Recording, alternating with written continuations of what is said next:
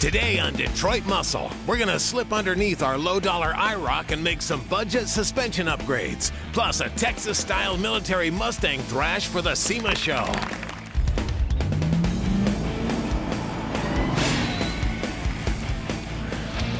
Last time you saw our IROC Z budget project, we were pulling the seats out and vacuuming up some dog food. That was all part of the interior rebuild that took it from nasty to classy for right at $1,000, and it turned out pretty good. You might also remember that we plugged in a nitrous huffing 350 and strapped it to the dyno, where we found that we doubled the power output of this '86 Camaro. With all those upgrades, we just about got our IROC dialed in, but there are a few small issues that we're wanting to take care of, and that is the subject of conversation for today. Now what that is the suspension. Now the overall design of this third gen F-Body's front suspension is really good overall. However, there are some things we need to take a look at, like the wear items, tie rod ends, sway bar links, ball joints. All of ours may be dirty and greasy, but they're in really good shape. The next thing you need to take a look at are the sway bars. Now this '86 IROC Z would have come equipped with a 32mm front sway bar. Someone's already upgraded this one to a 36mm, which is almost 1 7/16 inches thick. Plenty for what we're going to be doing.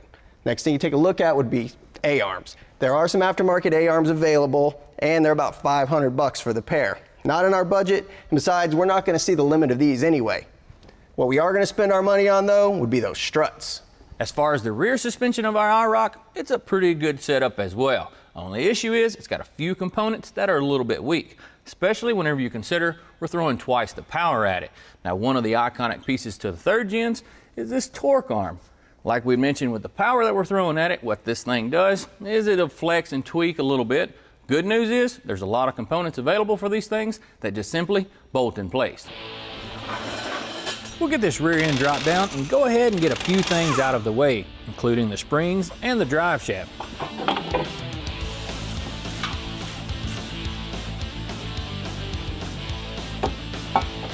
We'll also be removing the shocks since we're replacing those, and with everything freed up, the rear end can come out.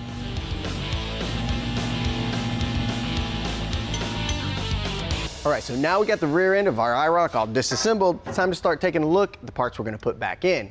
We went to Summit Racing for a bunch of this stuff from UMI. Now the linchpin of this rear suspension is the torque arm. This one's made from 1 1/4" steel tubing, has solid rod ends, and a 3/8 plate where it mounts to the rear end. Now you compare that to the stock piece, and it doesn't take long to realize how much stronger this one is, and it'll provide us with a lot less deflection. Now moving on to the control arms. Control arms and the pan hard rod are simple construction but very effective.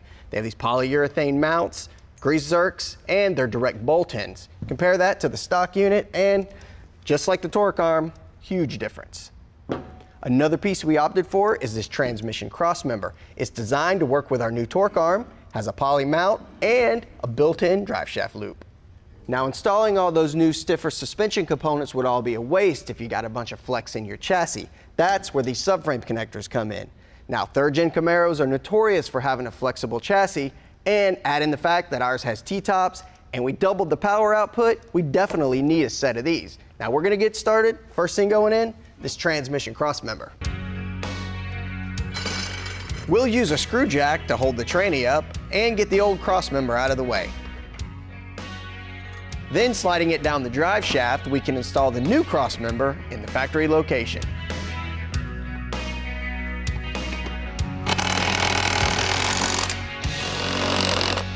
Now for the control arms. We'll use some lube that came with the kit to make installation a little easier, then they can be plugged into place.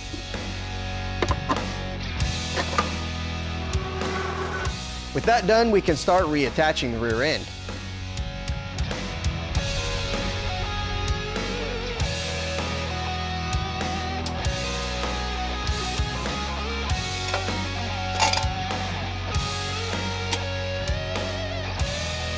We also opted for a set of sway bar connectors, since the ones that were on the car looked worn out and they're not very expensive.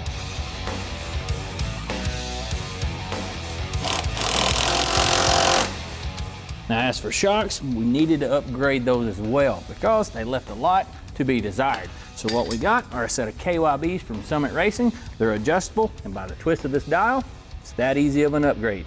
Install is a breeze. These cars are a little different when it comes to the top shock mount, which is fastened from the inside of the car. It might help to have a buddy up top to get them tightened down.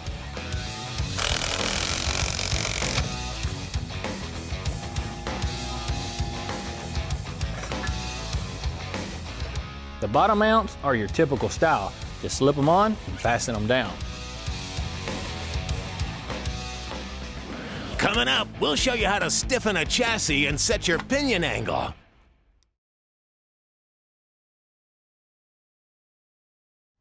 All right, guys, we're ready to install our torque arm. Now, if you're running this style suspension, it has a few benefits. One of them is it has less bind during articulation or flex of the rear. Another thing you want to keep in mind, if you're running a stock style unit here, if you raise or lower the height of the car, well, you're not going to be able to adjust your pinion angle, and this one will let you do it. The main purpose behind this torque arm is to prevent axle wrap, which will cause wheel hop.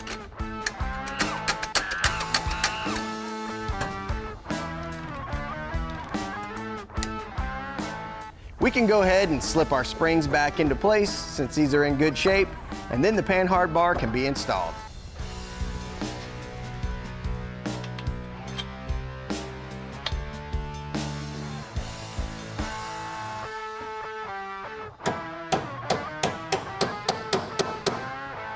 All right, so normally the next step would be to go ahead and set the pinion angle and then tighten all of our suspension components, but we really can't do that until the car's down on all fours. So for now, we're gonna move on to the front. The upgrade we're going to be doing on the front doesn't have the labor that it took back there in the back. All we're going to be swapping out up here is the front strut. But before you get too slap happy and start taking everything apart, remember that thing's got a coil spring hidden in there. You don't want to get hurt. We'll use some WD-40 rust release spray to help get these nuts off. And then after that, we'll get at them with an impact gun.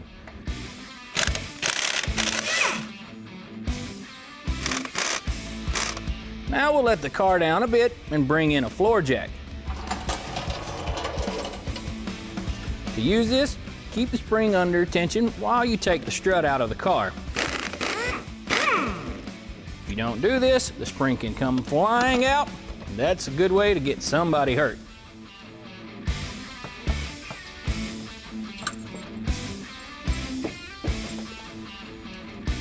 Now, it's a pretty good thing that we're upgrading these struts because these are slap wore out. You can see the weight of my hand, it's collapsing it. So what we're going to be using is a set of these KYBs that we got from Summit. They're adjustable as well. You just have to do it right here at the end. We've got to reuse this dust cover, and they simply bolt into place.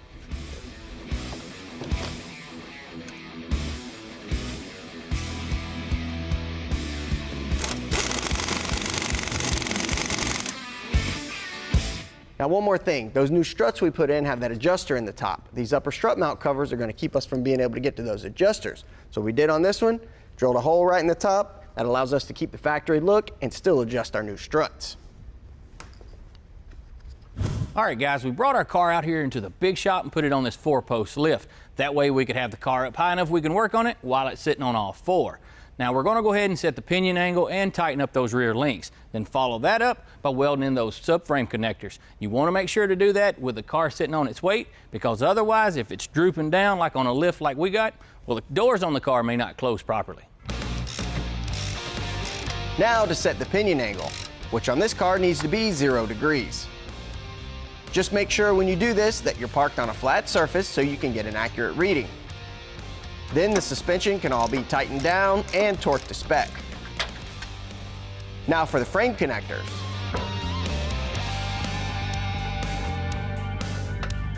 Yep.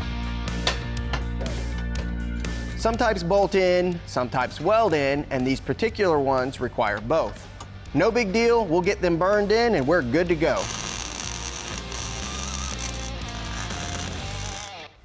All right, so that'll just about do it for the suspension on our IROC. Now we still have about $1,000 left to spend on this thing, and we still need to do something, make it look a little better. So check back next time to see what we do. After the break, see what it's like to jump on board a last-minute SEMA Thrash for a military-minded Mustang.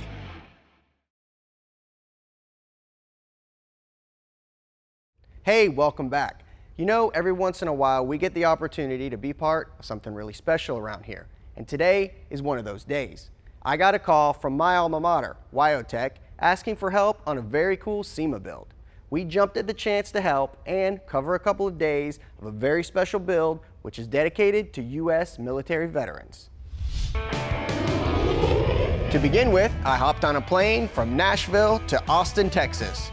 From Music City to the live music capital of the world. Then we found ourselves at Richard Wood Customs in a planning meeting for what will be a huge undertaking. We're going to be working on a SEMA car. We're fortunate enough we have a bunch of good graduates from Wyotech, so we assembled a great team together. So we're down in Austin, Texas at Richard Wood Customs building a 1966 Ford Mustang for the United States Military Educators Association, USMEA.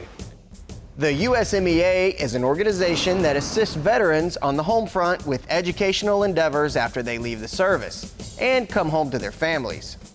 Wyotech is a big supporter of education for former armed forces members, with around 20% of their students having been in the military.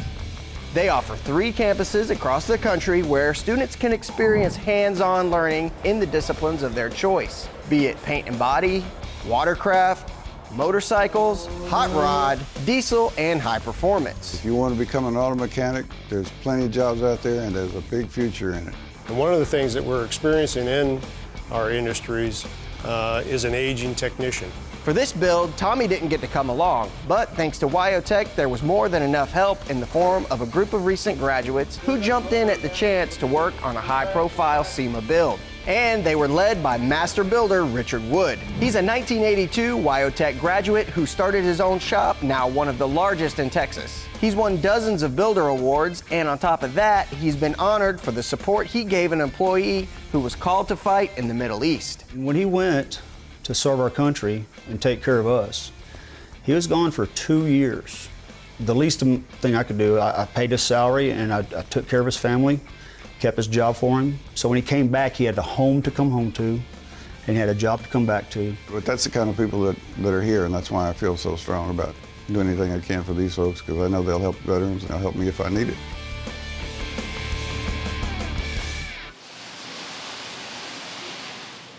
All right, so it's the morning of our first day here in Austin. We got the car out of paint yesterday. We got to get it back over to get the dash painted.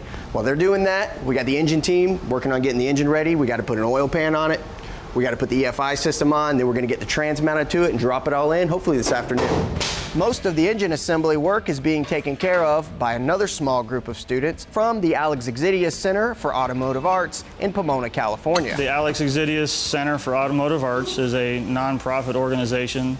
We pull students from local high schools and give them auto shop education that just isn't around anymore.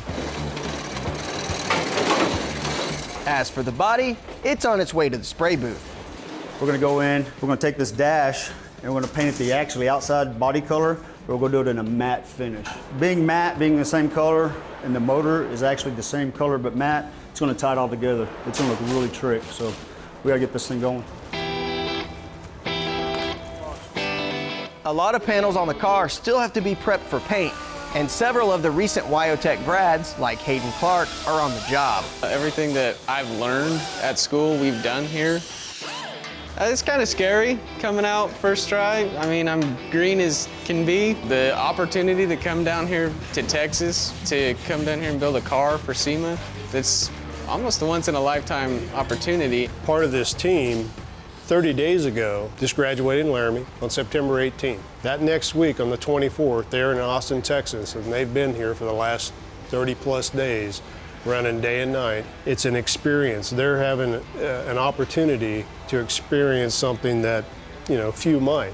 Speaking of experience, several grads who have been out of school for a few years already work for Richard. I graduated from Wyotech in Laramie, Wyoming. About 2.5 years ago, I got a job offer here with Richard, jumped on it, and since then, everything's just kind of taken off. I took the collision and refinishing and street rod, custom fabrication there, and all that stuff I've learned in school has, you know, showed me so much here. All that stuff is tied in. Still ahead, the team keeps hammering away on the USMEA Mustang.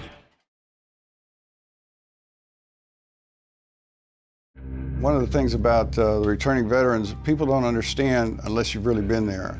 The real problem is when they return, they don't know what they're going to do. They don't know what their future holds. They really don't have a plan because a lot of times they don't expect to live that long. Giving these guys an opportunity to pick up a craft, paint, body, diesel, whatever it is, that's better than any drug you can give them. That's better than any therapy they can go through. Because this right here is a lifetime deal to where they have a talent. And if they start bleeding gasoline, is what I call it, they're in love, man.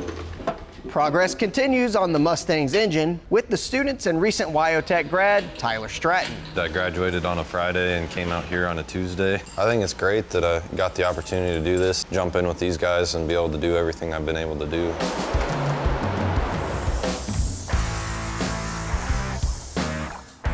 Paint work is still happening in the booth with Richard and employee Jaime Hernandez, who also went to WyoTech. I went to the Laramie, Wyoming campus in 1997. Auto body collision, refinishing, custom street rod, and custom paint. On my way back to Abilene, I stopped here just because they had a WyoTech sign up front.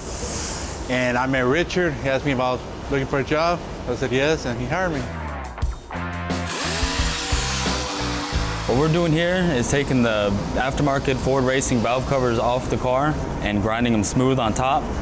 To avoid damaging the valve covers and thinning out the metal too much, I'm using a fiberglass filler to fill in the lettering and the outlines and to give it a real smooth and clean look on top of the motor. What we're fixing to do right now, we're gonna get all the masking paper out of here.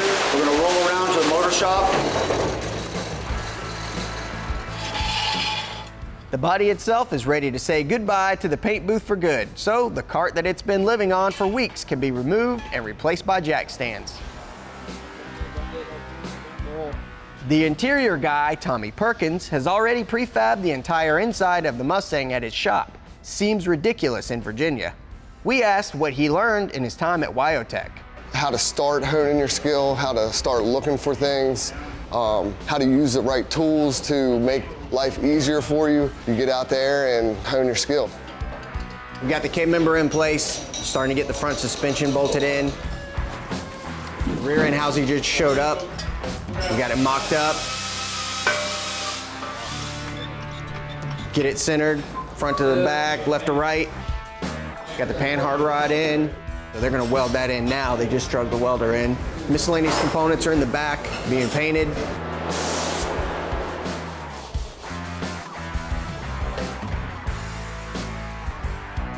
A lot of veterans give a lot of themselves everywhere they serve, and they leave some of it behind. And walking into a place like this and seeing this gesture of support, it's overwhelming. Jim Bracken, a retired Marine with 23 years of service, swung by to check out the build.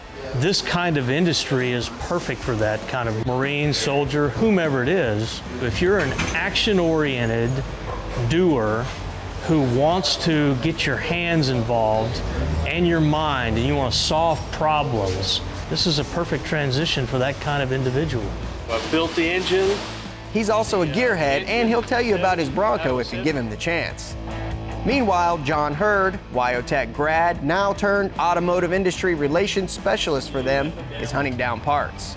Thanks to generous companies like Summit Racing, Holley, who donated a Terminator EFI and fuel system, DEI, who provided sound deadening material, and several others like Mickey Thompson, who furnished the tires, the car will continue to make progress after our short 2 days here are gone.